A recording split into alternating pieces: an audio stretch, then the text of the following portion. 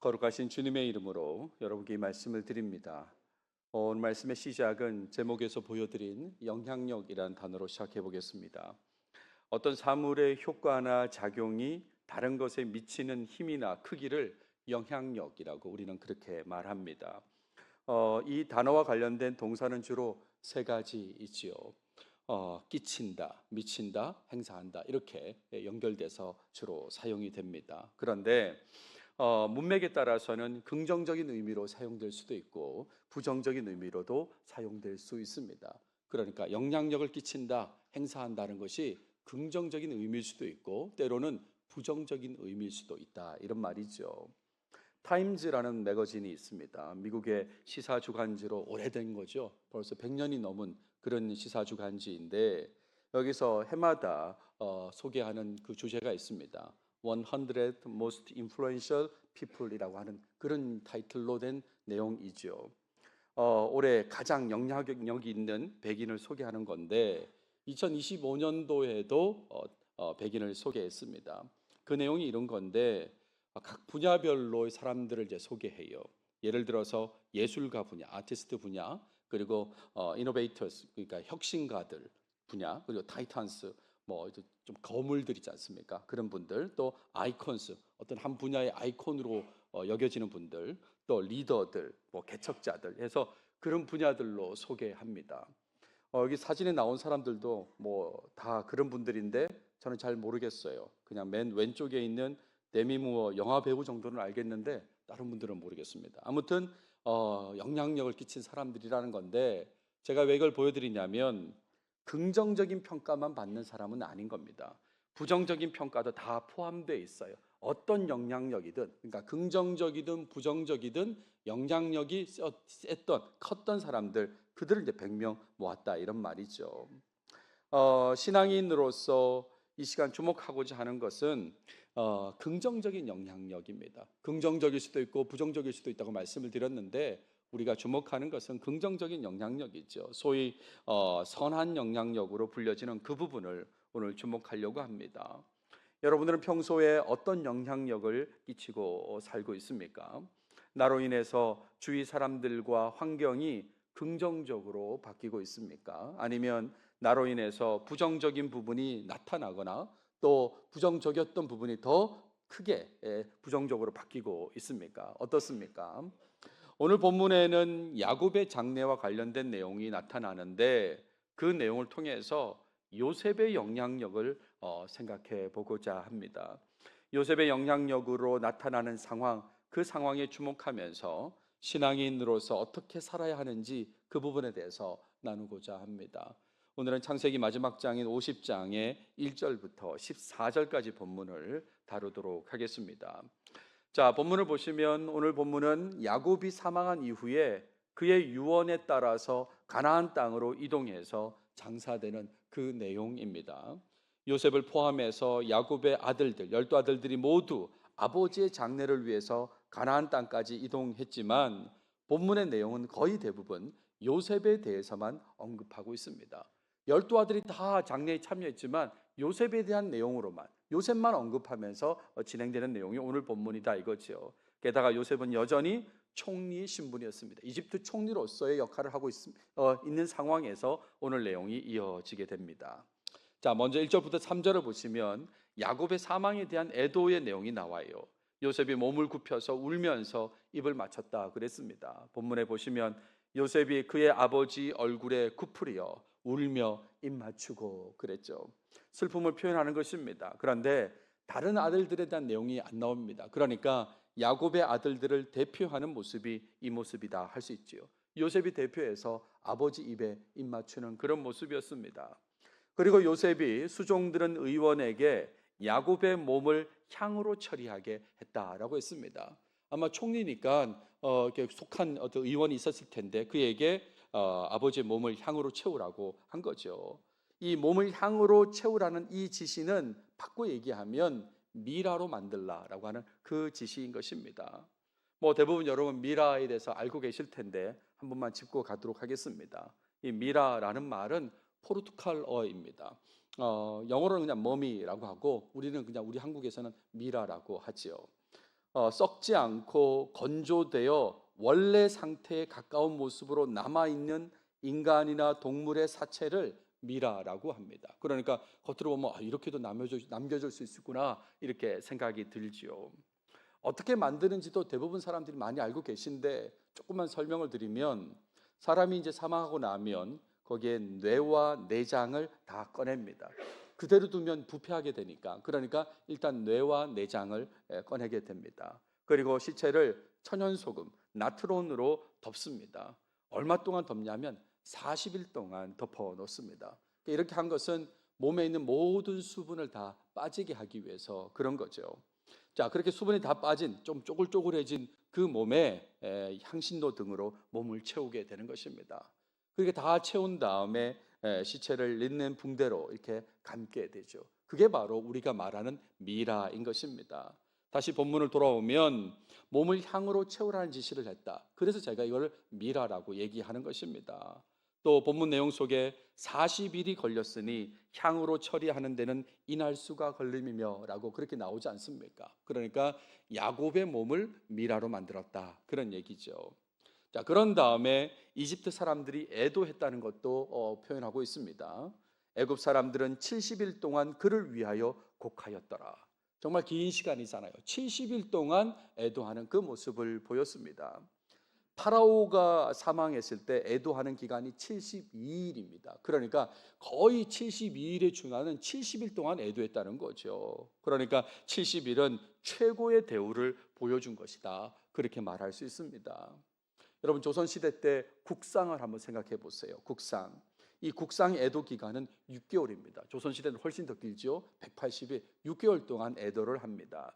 그 기간에 모든 백성이 상복을 입고 장례를 담당하는 국상도감이 설치됩니다. 그런데 이는 국상의 대상을 한번 생각해 보세요. 국상의 대상이 누구냐면 왕, 왕비, 상왕, 왕대비, 태상왕, 대왕대비, 왕세자, 왕세자빈, 왕세손, 왕세손빈 다 왕과 관련된 준왕에 해당되는 사람들, 그런 사람들과 관련해서 국상이 진행되는 것입니다. 그러니까 총리의 아버지잖아요. 우리 조선시대로 치면 영의정의 아버지한테 이런 70일간의 애도는 굉장히 과하다라고 할 수 있는 거죠. 우리 지금 현재 살고 있는 대한민국에서는 국가장법에 의해서 국가장이 진행이 됩니다. 장이 비용은 전액 국비로 진행이 되고 장이 기간 중에는 조기를 개항하지요. 근데 이 국가장의 대상도 한번 생각해 보십시오. 법으로 정해져 있는데 어떤 사람이 돼서 국가장을 하냐면 전직, 현직 대통령, 그리고 대통령 당선인. 그 외에 누구냐면 국가 또는 사회에 현저한 공훈을 남겨 국민의 추앙을 받는 사람, 그런 사람에 대해서 국가장이 진행이 되는 것입니다. 이전에는 국장이라고 있어요. 국장. 그리고 국민장도 있었습니다. 근데 이 둘이 이제 합쳐졌습니다. 국가장법을 만들면서 국장, 국민장을 합쳐서 국가장으로 통합이 되었어요. 그래서 통합된 국가장의 시작이 이제 김영삼 대통령 때부터 이제 그렇게 진행이 되었는데, 근데 뭐 돌이켜 보면 국민장으로 진행된 사람도 있어요. 예를 들어서 김구 선생님, 임시정부 주석이지 않습니까? 그분. 또 장면 총리, 유경수 여사, 그리고 노무현 대통령은 다 국민장으로 진행이 되었습니다.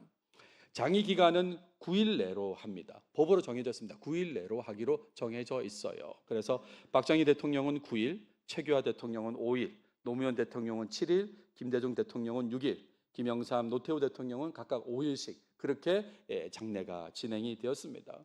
제가 이걸 보여드리는 것은 한 나라의 대단한 사람들에 대한 국가장이 진행되어도 애도 기간은 9일 이내인데, 근데 이 총리 아버지한테 70일을 애도했다 이런 말입니다. 총리 아버지를 위해서 70일을 애도했다는 것은 엄청난 예우를 했다는 것이죠. 그런 얘기를 지금 하고 있는 거예요. 자, 그런 다음에 4절부터 6절까지는 파라오의 허락을 받습니다. 애도 기간이 끝난 후에 70일이 끝난 후에 요셉이 파라오에게 가나안 땅으로의 이동에 대해서 허락을 구합니다. 우리 아버지가 나로 맹세하게 하여 이르되 내가 죽거든 가나안 땅에 내가 파놓은 묘실에 나를 장사하라였나니 나로 올라가서 아버지를 장사하게 하소서 내가 다시 오리이다 라고 그렇게 말합니다. 이것은 직접 전달한 건 아니고 파라오 궁의 사람을 통해서 파라오에게 간접적으로 전달한 내용입니다. 허락해 주십시오라고 그렇게 이제 전달했더니 파라오가 바로 허락을 하게 됩니다. 이렇게 말합니다. 바로가 이르되 그가 내게 시킨 맹세대로 올라가서 내 아버지를 장사하라. 여기서 그라고 하는 것은 야곱을 말하는 거죠. 아버지 야곱이 너에게 시킨 그 맹세대로 올라가서 내 아버지를 장사하라라고 그렇게 파라오가 얘기를 한 것입니다. 그래서 이제 그 허락을 받고 7절부터 9절까지는 가나안 땅으로 이동하게 됩니다. 요셉이 이동할 때에 함께한 사람들의 리스트를 한번 보십시오. 바로의 모든 신하와 모든 궁의 원로들과 애굽 땅의 모든 원로와 요셉의 온 집과 그의 형제들과 그의 아버지 집이 그와 함께 올라가고, 일단 아래쪽에 있는 내용, 그러니까 야곱과 관련된 가족들이 함께 올라갔다. 이것은 다 이해가 되실 것입니다. 그런데 가나안 땅까지 가는데 파라오의 모든 신하 그랬습니다. 아마 고위직 주요 인사들을 말할 텐데 그런 모든 신하들이 갔습니다. 또 파라오의 그 궁의 원로들, 자문위원들이 다 또 갔다는 것이죠. 뿐만 아니라 이집트 땅의 모든 원로, 그러니까 지역 곳곳에 있는 그 중심되는 사람들이 다 거기를 따라갔다. 그런 얘기죠.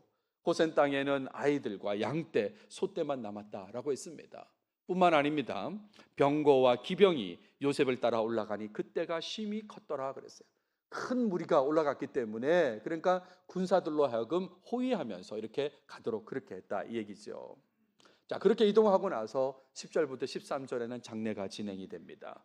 요단강 건너편에서 애국하게 되죠. 본문에 보시면 그들이 요단강 건너편 아닷타장 마당에 이르러 거기서 크게 울고 애통하며 요셉이 아버지를 위하여 7일 동안 애곡하였더니라고 했습니다.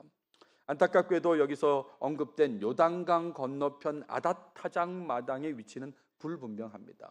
우리 본문에 강 건너편이라고 그랬는데 이 강 건너편이 요단 동편인지 서편인지도 불분명합니다. 아무튼 사람들이 가나안 땅에 거의 다 와서, 목적지 거의 다 와서 울었다는 거 아닙니까? 애곡을 했습니다. 특히 요셉은 7일 동안 애곡했다 그랬어요. 그래서 사람들이 그곳을 아벨 미스라임이라고 그렇게 불렀다는 거죠. 이제 우리말로 이렇게 음차를 했는데 히브리어로 미스라임이라고 하는 것은 이집트입니다. 그러니까 아벨 이집트 이렇게 이제 부른 건데 우리말 번역해 보시면 애굽 사람의 큰 애통이라고 그렇게 불렀다는 거죠. 사람들이 거기서 애곡을 했기 때문에 그래서 그 지역을 부를 때마다 애굽 사람의 큰 애통 그렇게 지역 이름을 불렀다 이런 거죠. 자, 그리고 나서 장례가 진행될 때 야곱의 아들들이 아버지의 명령대로 합니다. 그를 가나안 땅으로 메어다가 마므레 앞 막벨라 밭굴에 장사하였으니 그랬죠. 막벨라 밭굴, 뭐 가나안 땅 어느 곳에 장사한 게 아니라 딱 그 명령한 그 부분에 장사를 했다 이거죠. 아브라함이 예전에 구입한 장소지 않습니까? 야곱 입장에서 할아버지 아브라함이 구입했던 그 장소에 묻히게 된 겁니다. 우리 본문에도 소개합니다. 아브라함이 해쪽 속 에브론에게 밭과 함께 사서 매장지를 삼은 곳이더라라고 그렇게 되어 있죠. 자, 이렇게 장례가 다 진행된 다음에 마지막 14절에는 장례를 마치고 돌아오는 얘기가 등장합니다. 이집트에서 파라오에게 요청할 때 약속한 대로 요셉이 이집트로 돌아오게 되었습니다. 요셉이 아버지를 장사한 후에 자기 형제와 호상꾼과 함께 애굽으로 돌아왔더라라고 했어요. 아마 이 내용을 이해하는 데는 아무런 어려움이 없으실 것입니다. 다만 저 개인적으로 호상꾼이라고 번역한 것은 조금 걸리는 부분이 있습니다. 이들이 누구냐 하면 앞서 보여드린 대로 파라오의 모든 신하, 주요 신하들, 그리고 파라오 궁의 원로들, 이집트 땅의 모든 원로들, 그리고 이제 기병들일 텐데, 여러분 호상꾼이 뭡니까? 상여가 가면 뒤에 따라가는 사람들이지 않습니까? 그러니까 그 정도는 아닌 것입니다. 굉장히 주요 위치를 차지하는 사람들이 장례와 함께하는, 요즘으로 치면 장례위원들로 이렇게 갔을 텐데 그냥 호상꾼이라고 해서 조금 그런데 아무튼 우리말 번역은 그렇게 번역되어 있습니다. 여기까지가 오늘 본문이에요. 오늘 본문은 야곱의 장례가 얼마나 대단하게 진행되었는지를 보여주는 그런 내용이라고 말할 수 있겠습니다. 일단은 얼마나 대단하냐면 야곱을 미라로 만들었다는 거예요. 이 자체가 벌써 굉장하다는 거죠. 좀 엄청난 지위가 있는 사람들, 그런 사람들을 미라로 만들 텐데 야곱을 미라로 만들었어요. 그런데다가 이집트 사람들이 70일 동안 애도했습니다. 파라오가 72일인데 70일 동안 애도하는 그 기간을 가졌다는 거죠. 거기에다가 이집트 주요 인사들이 가나안 땅까지 이동하는 그런 장례였습니다. 뿐만 아니라 이집트 군대가 호위를 하는 그 호위를 받으면서 이동하는 그런 장례였다 이런 말이죠. 그러니까 얼마나 엄청난 장례입니까? 정말 엄청난 대우를 받으면서 진행된 장례예요. 여러분 성경 말씀을 이렇게 보시면 성경 속에서 제일 웅장한 장례가 아마 야곱의 장례일 거다 이렇게 생각이 듭니다. 물론 다른 장례도 있겠지만 표현된 걸로 따졌을 때는 야곱의 장례가 가장 웅장한 장례다 이렇게 말할 수 있는 거죠. 여러분 우리나라 해방 이후에 가장 많은 조문객을 기록한 장례가 어떤 장례일까요? 가장 많은 조문객이 있었던 장례 찾아보니까 박정희 대통령 영결식 당일날 200만여 명이 광화문 인근에 모였다는 거죠. 엄청난 조문객이잖아요. 그리고 김구 임시정부 주석도 영결식 당일날만 75만여 명이 모였다는 것입니다. 노무현 대통령은 봉화마을 방문객만 50만 명 이상이라고 그러고 유경수 여사는 영결식 당일날 10만여 명이라고 그랬어요. 지금 다른 숫자에 비해서 매우 작아 보이지만 10만여 명도 엄청난 숫자인 거죠. 성철 스님도 영결식 당일날 10만여 명이고 김수환 추기경은 조문객 전체가 35만 명 이상이다라고 그렇게 되어 있습니다. 엄청나죠, 엄청나죠. 그런데 야곱은 총리의 아버지지 않습니까? 다른 사람들은 지금 아까 제가 소개했던 사람들은 정말 국가적 차원에서 존경을 받거나 아니면 대단한 위치에 있던 사람들인데 그에 비해서 야곱은 그냥 총리의 아버지일 뿐인데 그의 장례는 엄청난 예우 속에서 진행된 것입니다. 왜 그렇게 됐을까요?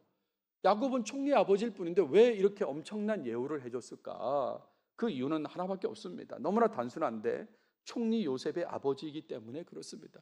총리 요셉의 아버지이기 때문에. 다만 단순히 그냥 총리 아버지다 이게 아니라 이집트 사람들로부터 사랑받는 총리가 요셉인 거죠. 그러니까 사랑받는 총리의 아버지이기 때문에 이런 예우를 받았다 이렇게 생각하셔야 되는 것입니다. 그냥 총리가 아니라 모든 총리 아버지가 이렇게 되는 건 아니고 사랑받는 총리의 아버지이기 때문에 이런 대우를 받았다라고 할 수 있는 거죠. 그렇다면 질문을 하나 더 해야 되는 겁니다. 요셉은 어떻게 이집트 사람들로부터 사랑을 받게 되었을까? 어떻게 사랑을 받게 되었을까? 그것은 요셉을 통한 일이 이집트에 도움이 된다는 것을 사람들이 알았기 때문에 그런 거죠. 요셉을 통해서 어떤 일이 진행되면 그게 우리한테 도움이 된다는 거, 그걸 사람들이 알았기 때문에 요셉을 사랑했다 이런 말입니다. 요셉의 제안에 따라서 7년 흉년을 잘 극복한 것을 사람들은 잘 알고 있었다 이런 말이죠. 한 개인이 공동체에 좋은 영향력을 끼칠 때에 그 공동체는 그 사람을 크게 선대하게 되는 것입니다. 그 선대함 속에서 요셉의 아버지 야곱의 장례는 거의 파라오 수준으로 그렇게 진행되었던 것이죠. 하나님의 말씀대로 꿈을 해석하고 흉년을 대비할 뿐만 아니라 이것뿐만이 아니라 하나님의 사람으로서 바르게 살아가는 것을 평소에 사람들이 알았던 것입니다. 그러니까 요셉을 사랑하는 것이죠. 그런 요셉의 영향력과 그를 통한 유익으로 인해서 사람들은 야곱에 대해서 특별한 그런 예우를 보여주었던 거죠. 요셉의 아버지 그 야곱에 대해서도 특별한 예우를 보여줬다 이런 말입니다. 그래서 오늘 적용점으로 말씀드리고 싶은 것은 이런 겁니다. 요셉처럼 하나님 앞에서 바르게 사는 모습, 그런 모습을 통해서 사람들에게 좋은 영향력을 끼치는 삶, 그런 삶을 살아야 된다는 말씀을 드립니다. 요셉이 사람들에게 좋은 영향을 끼쳤기 때문에 사랑받는 총리가 되었기 때문에 야곱에 대한 이 아버지 야곱에 대한 장례가 정말 매우 웅장하게 이렇게 진행되었지 않습니까? 그러니까 우리도 하나님의 사람으로서 하나님 앞에서 바르게 사는 모습을 통해서 좋은 영향력을 끼치는 그런 삶을 살아야 된다는 말씀을 드려요. 다시 한번 질문하겠습니다. 하나님의 사람으로서 주위 사람들에게 좋은 영향력을 끼치며 살고 계십니까? 어떻습니까? 여러분 여러 사람들 만나실 텐데 그 사람들에게 좋은 영향력을 끼치며 살고 계십니까? 나로 인해서 주위의 환경이 하나님 보시기에 바르게 변화되고 있습니까? 나 때문에 좋지 않았던 부정적인 환경이 긍정적으로 바뀌고 있는지를 묻고 있는 것입니다. 복음을 받아들여서 부활하신 예수님을 삶의 주인과 구원자로 영접한 사람이 그 되었음에도 불구하고 정말 그 구원받은 사람이 되었어요. 그럼에도 불구하고 삶 속에서 아무런 복음의 능력을 드러내지 못하는 삶, 복음을 받아들였는데도 불구하고 복음의 능력이 드러나지 않아요. 아무런 영향력을 끼치지 못하는 삶, 그런 삶을 살고 있다면 그런 모습은 멈춰야 되는 것입니다. 신앙 안에서 주위 사람들에게 유익을 끼치는 사람, 그런 사람이 되어야 되는 것이죠. 여러분, 요셉의 삶을 한번 상상해 보십시오. 우리가 지금까지 요셉의 내용들을 본문 속에서 잘 이렇게 따라서 살펴왔는데, 그런데 행간이 있지 않습니까? 본문이 말하지 않는 행간을 우리가 생각해 보자, 이런 말입니다. 하나님의 섭리 속에 갑자기 이집트 총리가 되었습니다. 그렇죠? 감옥에서 나와가지고 불림을 받아서 꿈을 해석했더니 갑자기 이집트라는 큰 나라의 총리가 되었습니다. 그랬더니 주위 사람들의 반응이 어떨까요? 우리 성경에는 안 나옵니다. 근데 우리가 상상할 수 있어요. 그런 총리가 된 요셉에 대해서 어떤 마음일까? 주위 사람들의 시기 질투가 많지 않았겠습니까? 그렇죠? 많은 사람들이 시기 질투했을 것입니다. 조금만 잘못해도 잘못했다고 지적하는 사람들로 아마 가득 찼을 것입니다. 그런 상황에서 요셉은 하루하루의 삶을 살았을 것이에요. 게다가 처음부터 흉년이 아니라 7년 후의 흉년이에요. 처음부터 흉년이어서 요셉이 제시한 대로 뭐가 진행이 되어가지고 흉년을 극복했다면 사람들이 입 다물고 있었을 텐데, 그런데 흉년은 7년 뒤에 나타나는 것입니다. 그러니까 7년 동안은, 요셉이 총리가 된 후에 7년 동안은 자기들 생각에는 괜찮았던 거죠. 요셉이 아니어도 괜찮은 그런 상황이었던 것입니다. 그러니까요, 흉년이 시작되는 시점까지 계속 비판의 시선 속에서 요셉은 살았을 것이다, 이런 말이죠. 파라오의 명령에 의해서 총리로 세워졌지만 낯선 곳에서, 이 정치판에서 소위 자신의 계보도 없이 지내야 되는 요셉이 어떻게 살았을까요? 여러 가지 그 시기 질투 속에서, 비판 속에서 어떻게 살았을까? 요셉은 하나님의 사람으로서 항상 거룩함을 유지하며 살았다고 할 수 있습니다. 항상 하나님의 사람답게 살았다, 이런 말이죠. 그리고 백성들을 아끼고 사랑하는 그런 모습을 보였던 것입니다. 하나님의 사람으로서 바르게 살았기 때문에 늘 백성들을 아끼고 사랑하는 모습을 보였어요. 여러 가지 어려움을 뚫고도 계속해서 그 모습을 보였으니까 결국 그 모습이 인정받게 된 거죠. 그래서 이런 그의 모습에 따른 영향력으로 이집트의 주요 인사들이 가나안 땅까지 가게 됐다, 이런 말입니다. 특히나 그 파라오 궁의 원로들이라든지 이집트 온 땅의 원로들 같은 경우는 그냥 나는 우리식으로 따지면 그냥 부조만 보낼게, 부의금만 보낼게 해도 되는 거죠. 그렇게 될 것 같은데 아니잖아요. 다 가지 않습니까? 군사의 호의를 받아가면서까지 다 가는 이유가 뭡니까? 요셉에 대해서 다 알게 되었다는 것이죠. 그의 영향력, 그를 통한 유익을 다 알게 됐다, 이런 말입니다. 그러니까 이집트 주요 인사들이 가나안 땅까지 가서 장래에 함께하는 그런 모습을 보인 것입니다. 어려운 시기를 지나면서도 여전히 하나님의 사람으로서 좋은 영향력을 끼친 요셉, 그 요셉의 모습을 본받는 여러분의 삶이 되시길 바랍니다. 여러 개인적인 사정이 있다고 해도 사람마다 사정이 없는 사람이 어디 있어요? 이런 사정 저런 사정 다 있을 것입니다. 여러 사정이 있다 해도 하나님의 사람으로서 이기적인 모습을 버리시고 이웃사랑의 모습을 드러내시는 여러분들이 되시면 좋겠습니다. 이것은 우리가 지난주에 말씀드렸죠. 부활하신 예수님께서 보여주시고 요청하신 부분입니다. 부활하신 예수님께서 제자들을 만나서 뭐라고 하십니까? 혼내지 않으시고 샬롬이라고 하셨지 않습니까? 부활하신 예수님께서 사랑을 보여주셨고 또 제자들에게 세 계명을 준다고 하시면서 요청하셨던 것이 이웃사랑의 실천인데, 그런 모습, 이기적인 모습을 버리고 이웃사랑의 모습을 드러내야 된다, 이런 말이죠. 그렇게 부활하신 예수님의 말씀대로 사랑을 실천하면서 거룩하게 살아갈 때에 이웃에게 좋은 영향을 끼치는 그런 사람이 되는 것입니다. 그렇게 되면 나로 인해서 주위 사람들과 환경들이 부정적인 모습에서 긍정적인 모습으로 바뀌어지게 되는 것이죠. 실제로 부정적이었다 할지라도 나로 인해서 내가 끼치는 영향력 때문에 긍정적인 것으로 이렇게 바뀌어진다, 이런 말입니다. 정말 거룩한 공동체가 어떤 것인지, 복음의 능력을 가진 공동체가 어떤 모습인지를 경험하게 된다, 이런 말이죠. 정말 거룩한 공동체가 어떤 거야? 정말 복음의 능력을 발휘하는 공동체가 어떤 거야를 이렇게 느끼게 된다, 이런 말입니다. 정말 이걸 느끼고 싶지 않습니까? 그러려면 여러분 개개인들이 각자의 위치에서 좋은 영향력을 드러내야 된다, 이런 말이죠. 지난 주중이었습니다. 목요일쯤에 저에게 헬라어를 가르쳐 주신 교수님께서 문자를 주셨어요. 밤에 문자를 주셨는데 그 내용은 뭐냐면 교수님이 이 번역위원장으로 역할하시는 어떤 번역팀에서 그 셉투아진트라고 하거든요. 우리 70인역 히브리어로 된 구약 성경을 헬라어로 번역한 것을 70인역이라고 합니다. 셉투아진트라고 하는데 그거를 이제 다시 우리말로 번역한 것 중에 시편이 출판되었다는 것을 저한테 이제 알려주셨어요. 대개는 이제 그냥 뭐 70인역도 번역이기 때문에 번역된 헬라어 성경을 저도 가끔 참고는 하는데 이거를 다시 한글로 번역한다는 생각을 못했는데 이번에 이제 그 번역팀에서 번역을 한 거예요. 구약 전체를 번역한다는 목표로 진행해서 지금 시편이 먼저 출판되었다는 겁니다.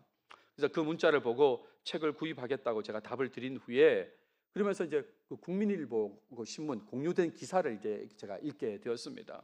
근데 그 기사 중에 짧게 언급된 그 내용이 시편 23편에 대한 내용이 있었어요. 짧게 하나 언급이 되었습니다. 이렇게 번역이 된다라고 이제 그렇게 소개한 건데 시편 23편 1절이었는데 정말 그런가를 제가 이제 생각하게 되었어요.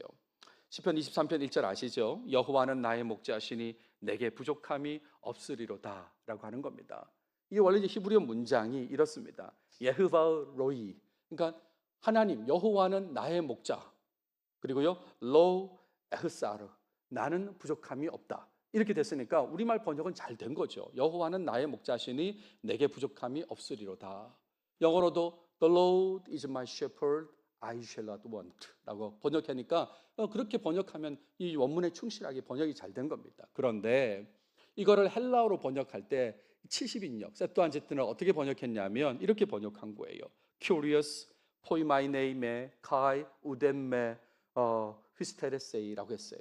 뒤에 부분 우덴메 휘스테레세이는 나는 부족함이 없다는 건 똑같이 이제 번역을 한 건데 앞부분 curious 포이마이네임에라고 하는 이 부분은 하나님은 나의 목자다 이렇게 번역한 게 아니고요. 주께서 하나님께서 나를 목양하신다 이렇게 번역한 거예요. 그러니까 보통의 번역은 원문에 충실하게 하나님은 나의 목자다 이렇게 번역하는데 70인역 헬라어로 바꾸는 이 작업에서는 하나님이 나를 목양하고 계신다. 지금 목양하고 계신다. 이렇게 번역한 것이죠.